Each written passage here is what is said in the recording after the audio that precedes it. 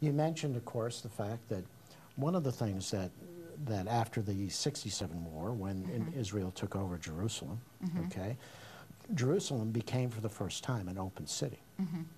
Because before that, you were not allowed, Jews were not allowed in to the Wailing Wall. They were not allowed into the shrines of the old city. Right. And now, under Jewish rule, so to speak, and I use the word rule. Right, Israeli rule. Israeli rule. Yeah.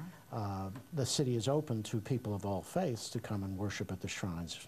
That's very much true. You said in 1948, Jerusalem was divided. What happened was, and I just want to explain a little bit of the history, what happened was the Jews, and because that's my family's history, Jews and Arabs were living together in Israel and in Jerusalem.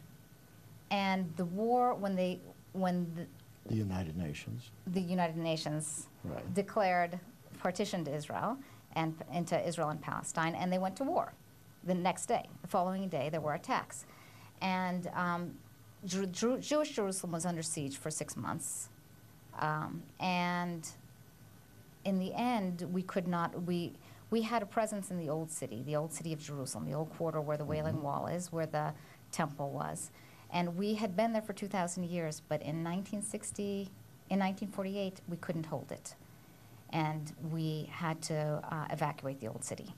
And my grandfather, who went to pray every Saturday at the old city, could no longer go to pray.